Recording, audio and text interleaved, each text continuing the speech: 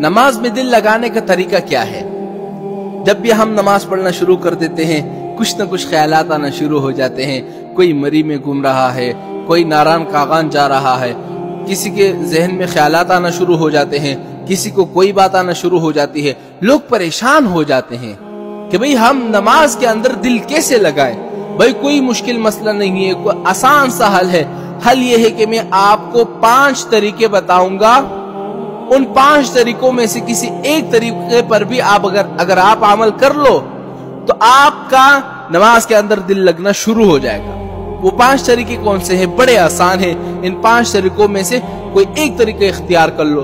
पहला तरीका ये है कि जब आप नियत कर लेना नमाज की, नमाज पढ़ना शुरू कर दे, तो आप अपने ज़हन में ये तस्वुर लाए कि मुझे अल्लाह देख रहा है, कि मैं किस तरह नमाज पढ़ रहा हूँ, किस तरह तिलावत कर रहा हूँ, किस तरह क़ियाम कर रहा हूँ, किस तरह रुकू कर रहा हूँ, किस तरह सजदा कर रहा हूँ। यानी हर रुकन में ये ख्याल जमाए, दिल में जमाए रखें कि अल्लाह मुझे देख रहा है।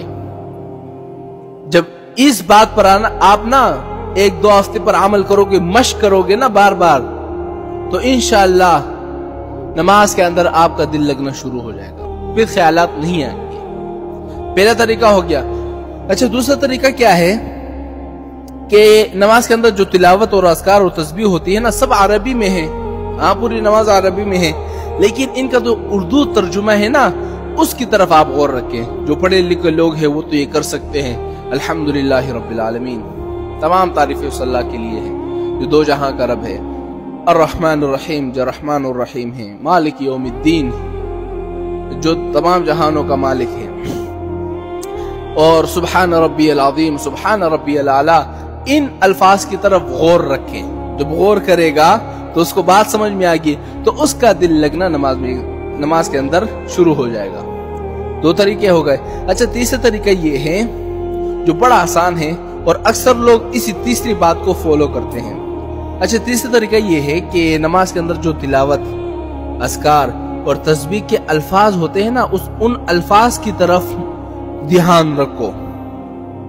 सुब्हान रब्बियल अज़ीम, इस लफ्ज की तरफ ध्यान रखो। सुब्हान रब्बियल आला, अत्तहियातु लिल्लाहि वस्सलावातु वत्तय्यिबातु, यानी नमाज के हर लफ्ज की तरफ गौर रखो। तर्जुमा तो सब लोगों को नहीं आता ना, तो अक्सर लोग यही तीसरी बात को फॉलो करते हैं कि नमाज के अंदर लफ्जों के अंदर गौर करते हैं। हाँ, कि मैं क्या पढ़ रहा हूँ, सुब्हान रब्बियल आला, हाँ, सुब्हान रब्बियल अज़ीम पढ़ रहा हूँ। अच्छा, तो चौथा तरीका क्या है कि ज़हन में ये तस्वुर बांधे कि मैं बैतुल्लाह को देख रहा हूँ, बैतुल्लाह मेरे सामने है, काबा शरीफ मेरे सामने है।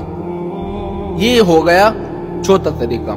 अच्छा, 5वां तरीका ये है कि नमाज के अंदर जितने अरकान हैं वो सोच सोच कर अदा करे।